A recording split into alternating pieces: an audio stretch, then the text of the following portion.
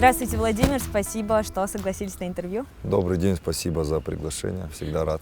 Ну, в прошлый раз мы с вами встречались, когда вы занимали совершенно другой пост. Вы тогда были министром физкультуры и спорта, сейчас совершенно другая должность. Как дался этот переход? И вот за 2 месяца, как ощущения от этой работы?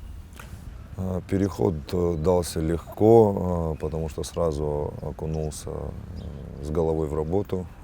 Вопросов очень много, работы очень много. Процесс выстраивания футбольного клуба и вообще всей системы футбольной в республике он достаточно трудоемкий, и нужно уделять этому очень много внимания. Поэтому особых затруднений при переходе с должности на должность не ощутил. Ну, совещаний как минимум стало меньше. Совещаний, в которых участвую, да, а которые провожу, наверное, больше.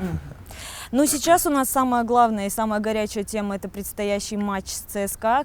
В каком состоянии мы к нему подходим?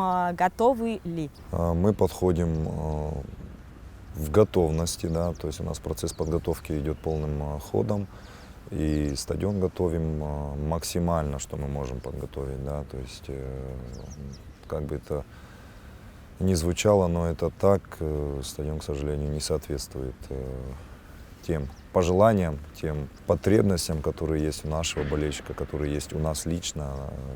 Конечно, мы хотим, чтобы все было идеально, чтобы он был идеально чист, идеально комфортен, но, к сожалению, на сегодняшний день это не так. Ну, все, что в наших силах, мы, конечно, постараемся сделать, и мы обсуждаем также вопросы безопасности. В тесном контакте мы с силовыми структурами, МВД, ФСБ и прокуратура. Все обеспокоены, все настроены на то, чтобы помогать, для того, чтобы футбольный праздник в республике состоялся. Раз уж мы заговорили о стадионе и подготовке стадиона к матчу, есть несколько вопросов. Есть вопрос с освещением, потому что матч начнется в 6 часов вечера и закончится уже затемно. И есть вопрос с трибунами, потому что желающих прийти будет гораздо больше наверняка, да, чем мест, на которые сейчас фанатов можно пускать. Вот как эти вопросы решаются, что со светом и что с трибунами? Ну, со светом подрядчик нас уверяет в том, что все будет хорошо, и к матчу, скажу больше, к матчу предстоящему в ПФЛ 21 числа освещение у нас должно быть готово на 90%, и во втором тайме мы уже должны его включить. А непосредственно уже к матчу на Кубок России с ЦСКА освещение должно работать на 100%. То, что касается вместимости трибун, это, конечно, самая большая боль и самые большие трудности, которые у нас сейчас есть. И большая часть посадочных мест, они просто не способны принять всех болельщиков. Сейчас мы вот в заключительную стадию подготовки в этом плане входим и обсуждаем окончательное количество болельщиков, которое мы сможем допустить на трибуны. Скажу следующее, что в этом обсуждении участвуют не только мы, там, сотрудники клуба и организация, которая будет проводить, собственно, матч, но и сотрудники прокуратуры, сотрудники Министерства строительства, проектных организаций. В целом мы пришли к мнению, что на стадион будет продаваться билетов в количестве 15-16 тысяч. Некоторые сектора у нас аварийны. Скорее всего, мы будем пускать и на север, и на юг, но тоже с определенными ограничениями. То есть на верхние сектора конкретных трибун болельщик допускаться тоже не будет. То же самое касается и восточной трибуны. О восточной трибуне мы уже говорили, что верхние ярусы, они тоже находятся в аварийном состоянии, и нахождение там большого количества людей очень сильно нежелательно. Это напрямую вопрос безопасности людей, которые находятся на стадионе. Поэтому, скорее всего, мы придем к мнению, что будем допускать на все трибуны болельщиков, ну, с определенными ограничениями. Хотел бы также обратиться к болельщикам, чтобы они отнеслись с пониманием, что всех желающих, скорее всего, стадион не сможет вместить. Ну, матч ЦСКА очень ожидаемый. Мы понимаем, что будет очень много людей, но вот с точки зрения работника клуба, как вы считаете, этот матч реально можно назвать главным в сезоне и самым важным? Или все-таки первенство для нас сейчас с точки зрения долгосрочной перспективы важнее? Философия участия и вообще нашего клуба такова, что самый главный матч – это последующий. предстоящий. На сегодняшний день это матч ПФЛ с Черкесском, да, который состоится в субботу. После Черкесска мы уже непосредственно, я имею в виду команду, тренерский штаб, футболистов, начнем подготовку к ЦСКА, Кубку России. Конечно, как афиша, да, и как событие, которое состоится в республике, как футбольный праздник, это, безусловно, самый главный матч и для болельщиков, и для общественности. Но для как спортсменов мы движемся от игры к игре, и для наших футболистов самый важный, и для тренерского штаба самый важный матч это предстоящий, который нужно выиграть. Надо ли нам это? То есть мы понимаем, что все наши ближайшие соперники по ПФЛ, они отдыхают неделю перед каждым матчем. А если вдруг мы выиграем в этом матче, это добавит нам еще один лишний матч на неделе. Нам это надо? Скажу, почему нам это надо. ЦСКА — это топ-клуб. Это тот клуб, который находится в топе на протяжении 20 лет. И для нас это, безусловно, достижение. Потому что нашему клубу всего лишь 3 месяца. И это вызывает приятные положительные эмоции и надежду на то, что мы находимся на правильном пути, на то, что мы можем достичь больших результатов. Второе, этот матч важен для нас с точки зрения, что у нас собраны очень хорошие футболисты, у нас действительно очень хорошая команда, хороший тренерский штаб, отличный коллектив в целом в клубе и конкретно в команде. И этому коллективу нужны победы, этому коллективу нужна уверенность, нужна вера, нужно доказательство того, что мы действительно такие есть. И нам нужно еще больше поверить в собственные силы. Футболистам нужно, это как возможность, понимаете, для футболистов, доказать то, что они действительно, самим себе в первую очередь, что они действительно могут соперничать с такими большими клубами. В матче с Ротором Волгоград они уже это уже доказали. Теперь хорошая возможность в матче с ЦСКА это сделать. Ну и самое главное, он важен болельщику. Наш болельщик, который, я уже неоднократно говорил, самый лучший. Наш болельщик лучше всех разбирается в футболе, больше всего ценит красивые комбинации, там, элементы футбола. И наш болельщик лучше всех болеет. И наш болельщик соскучился по большому футболу. Проведение такого матча, дай бог, чтобы эти матчи в этом году у нас еще были, такие матчи, да, такого уровня матчи еще были с соперниками из премьер-лиги. Это отличная возможность порадоваться за собственную команду, увидеть больших профессионалов, которые участвуют в Еврокубках. Дай бог испытать радость от победы. Ну, ваша личная ставка на этот матч? Моя личная ставка? Ну, в первую очередь, чтобы все прошло безопасно, чтобы организация матча была на высшем уровне, чтобы мы могли создать праздничную атмосферу и чтобы праздник удался. И в первую очередь, чтобы наши футболисты сыграли в свою силу, чтобы они подошли правильно психологически к этому матчу, чтобы они смогли получить удовольствие от игры и от результата. И болельщики То есть тоже? результат немного в конце. Это не самое главное. А если все эти факторы сложатся, то болельщик будет, безусловно, счастлив. Но давайте переходить к более глобальным вопросам. Алания есть. За эти 3 месяца что удалось сделать, чего добились, чего еще нет, и чем вы довольны вот на данный момент? Организационных вопросов очень много, как я уже говорил. Да. Мы создали организацию, создали футбольный клуб, укомплектовались, я считаю, что очень хорошо. Создали, самое главное, атмосферу рабочую. Сейчас вот дорабатываем, приводим, не буду этого скрывать, в порядок всю документацию, которая должна быть в профессиональном футбольном клубе организована. Эту работу мы проводим совместно с учредителем, с представителями компании-учредителя, которые и аудиторскую систему выстраивают, и юридические консультации оказывают.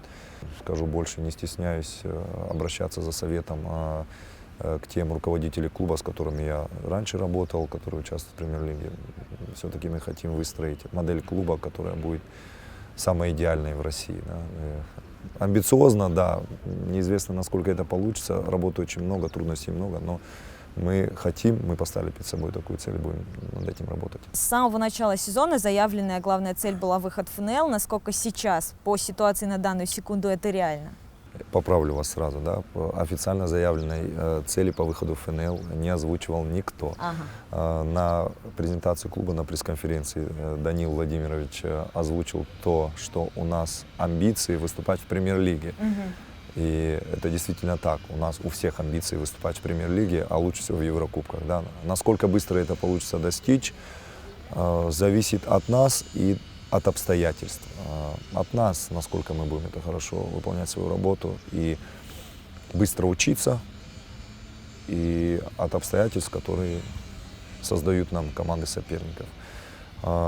Официально задачу мы озвучили следующую, что наша задача создать коллектив, боеспособный коллектив, который будет выходить в каждом матче и побеждать. Сейчас турнирной таблице мы находимся на 4-м месте, но мы туда особо не заглядываем. Мы движемся от игры к игре. То есть на вас не давят, да, какие-то требования по достижению результатов на данный момент? На меня давит моя амбициозность, которая мне по жизни не дает покоя. И эта амбициозность не дает покоя не только мне, а многим сотрудникам в клубе. И очень хорошо, что у нас очень амбициозный тренер, которому амбициозность тоже не дает покоя. В этом мы схожи.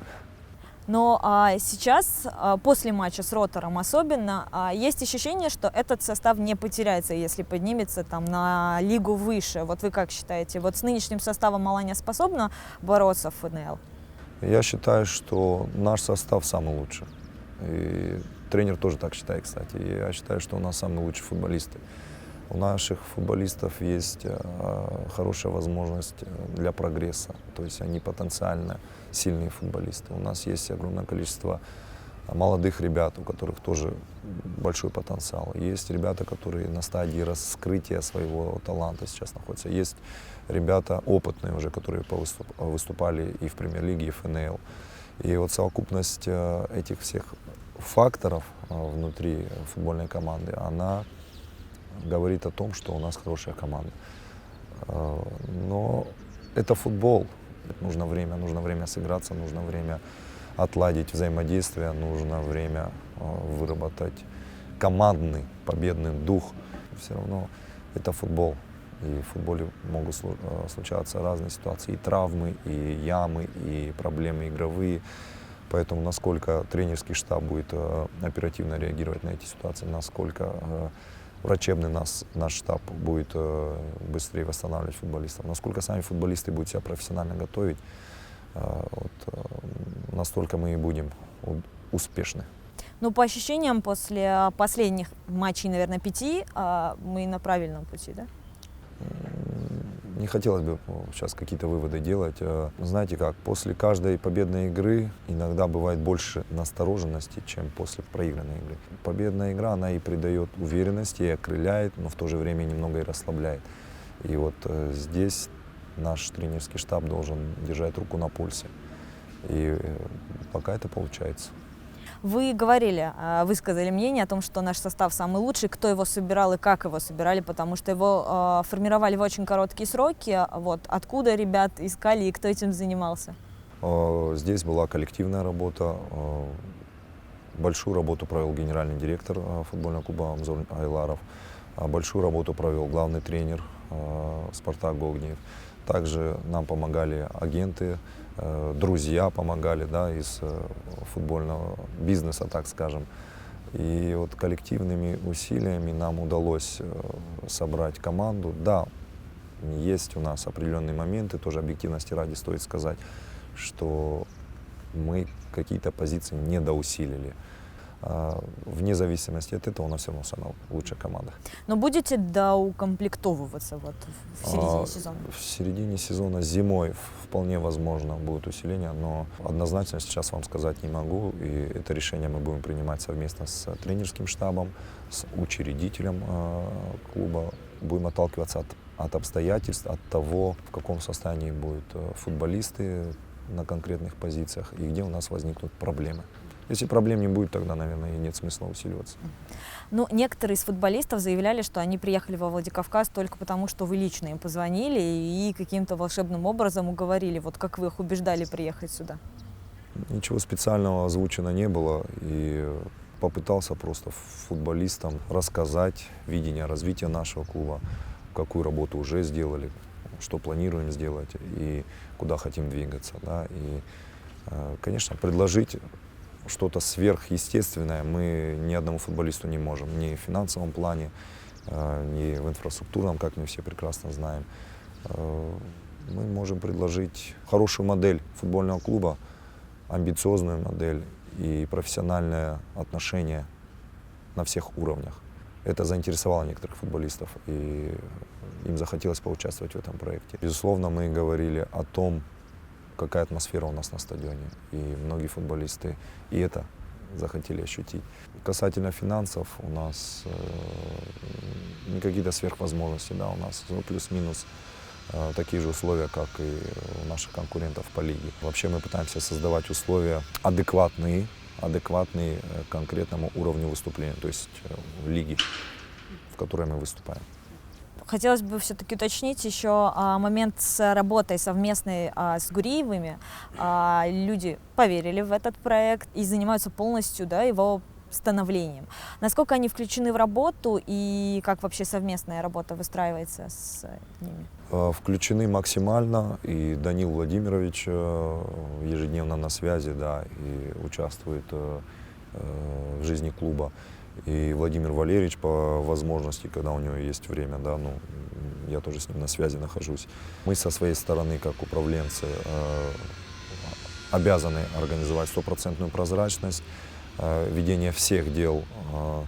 С нашей стороны также нужно уделять внимание тому, чтобы и Владимир Валерьевич, и Данил Владимирович были погружены в некоторые специальные моменты, специфичные моменты, которые есть в футбольных клубах, в организации футбольного клуба. Они действительно есть, потому что это не совсем обычная бизнес-структура и не совсем обычная бизнес-модель, которая встречается в повседневной жизни. Футбольный клуб, футбольная команда — это все-таки живой организм, в прямом смысле этого слова, где нужно уделять внимание многим моментам, в том числе психологического фактора. Ну, мы все понимаем, что клуб, если он не находится на государственном балансе, он должен начать зарабатывать сам. Вот вы как-то продумываете эту стратегию, и получается ли у команды сейчас начать хотя бы? Продумываем, больше скажу, с первого дня продумываем это направление, то есть коммерческую деятельность нашего футбольного клуба.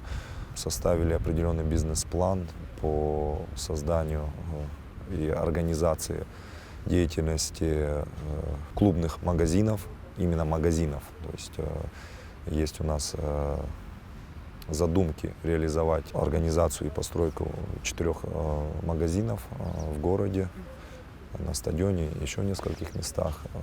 Сейчас у нас есть пункт продажи нашей экипировки в 7-м континенте. Небольшой уголок. Это то, что мы максимально быстро смогли организовать.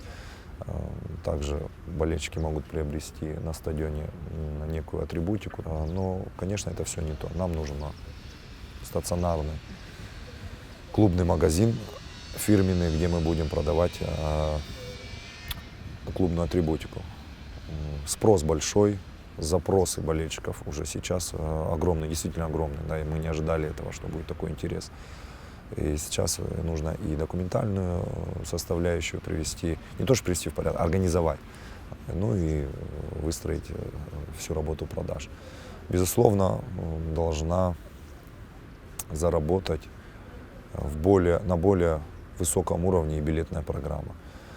Я прекрасно понимаю всех болельщиков, которые привыкли десятками лет проходить на стадион бесплатно и без билетов, да, но частный футбольный клуб так существовать не может. Я убежден в том, что и болельщик должен участвовать в жизни клуба, и он это может делать, покупая билеты на игру и покупая атрибутику. Мы выстраиваем билетную программу с тем смыслом, чтобы цены на них были доступны, максимально доступны, да, чтобы это не сильно било по карману. Но осталось выстроить контроль допуска и прохода на стадион. И, конечно, я обращаюсь к болельщикам, чтобы болельщик тоже участвовал и в финансовой жизни клуба, и немного сняли мы нагрузку с учредителя, потому что Гуриевы все-таки вкладывают собственные личные деньги в футбол для того, чтобы создавать болельщику праздник. Так давайте вместе мы снимем эту нагрузку с них. Конечно, на 100% это нам не удастся сделать на данном этапе, но с течением времени, с ростом футбольного клуба, профессиональным ростом футбольного клуба, я думаю, что это возможно. Сейчас у нас главная проблема — это все-таки стадион, и мы все это понимаем. О реконструкции говорим уже года, наверное, 2, если не больше. Насколько сейчас близка эта реконструкция, что именно будет сделано. Знаем, что север и юг не подлежат ремонту, их наверняка полностью снесут. Вот что будет вообще происходить на стадионе? Давайте я вам скажу, какой информацией я обладаю на сегодняшний день. Вся обосновывающая документация для того, чтобы подать заявку на финансирование из федерального бюджета на реконструкцию «Спартака» уже в Москве. Мы ждем ответа от, так скажем, от правительства Российской Федерации, когда будут подтверждены лимиты и заложено финансирование на 2020 год. То, насколько я знаю, какой разработан проект по реконструкции «Спартака», да, который мне предоставили, опять же, устно в Министерстве строительства, еще будучи министром, я обладаю следующей информацией. Чаша стадиона будет снесена полностью и будут выстроены по новой трибуны, потому что чаша, которая сейчас есть, она полностью уже в аварийном состоянии, и их нужно сносить и строить заново стадион. Это будут западная, восточная трибуна, и сейчас обсуждается вопрос о внесении изменений в проект для того, чтобы смонтировать еще и южную трибуну, для того, чтобы вместимость на стадионе «Спартак» была увеличена. До какого количества, это будет окончательно ясно в ходе разработки и внесения изменений в проект по реконструкции стадиона. 2020 год уже на носу. Конкретики пока никакой, и документы, официально подтверждающие начало реконструкции, тоже еще никто не видел. Но это не в нашей компетенции, да. Бюджет Российской Федерации формируется правительством России, да, и что будет заложено в него, да, мы узнаем после того, как в правительстве России будут приняты определенные решения. Ждем уже официального подтверждения того, что нас включат на 2020 год, 2020, 2021, 2022 года. То есть реконструкция в течение этих 2,5 лет будет осуществляться. Но такая долгая реконструкция оставляет нашу команду без поля своего, куда переедем, где играть будет Алания, чтобы болельщики понимали приблизительно, куда им ехать. Мы сейчас прорабатываем вопрос переезда на Камп Ноу. Шутка. Если серьезно говорить, это действительно один из самых важных вопросов, который сейчас стоит перед нами, перед клубом, перед руководством республики, перед учредителями. Мы прорабатываем одно предложение, которое мы, в принципе, сформировали для того, чтобы на время реконструкции не лишать болельщика возможности посещения футбольных матчей с участием любимых команд. И есть определенные идеи по возведению временного стадиона, резервного стадиона на территории республики. Сейчас мы прорабатываем этот вопрос, и сколько обойдется такое удовольствие, да, так скажем, и чисто технически возможно ли это будет реализовать. Пока думаю, что нет смысла говорить о том, где это будет сделано, да, но мы обязательно должны создать максимально комфортные условия для болельщиков. Ну, как вариант обсуждался еще стадион в Октябрьском, где тоже есть вроде бы поле. Поле есть, да, но стадион вместимости не соответствует выступлению в профессиональном футболе. Плюс там есть много критериев, которые поменялись сейчас, и требований, которые изменились, которые приводятся к стадиону. Поэтому Октябрьская как один из вариантов, да. И мы с вами в прошлый раз говорили о том, что вы бы хотели очень, чтобы в республике появился не реконструированный «Спартак», а новый стадион совершенно. Вот есть ли какие-то хотя бы наметки в этом направлении, насколько это может быть реально? Смотрите, то, что касается подготовительной работы для того, чтобы участвовать в заявке, чтобы подать заявку на получение средств на постройку нового стадиона, мы сейчас проводим эту работу.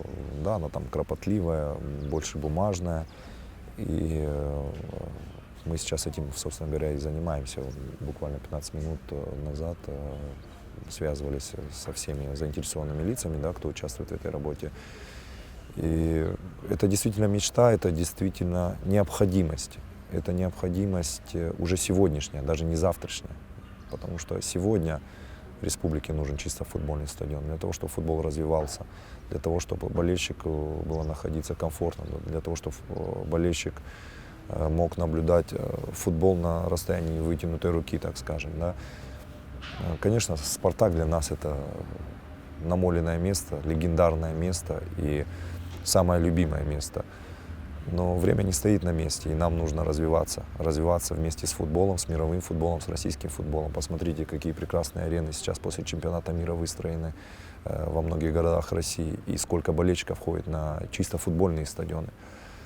И мы должны это сделать, потому что я убежден, что самый футбольный регион в стране – это Республика Северная Осетия-Алания.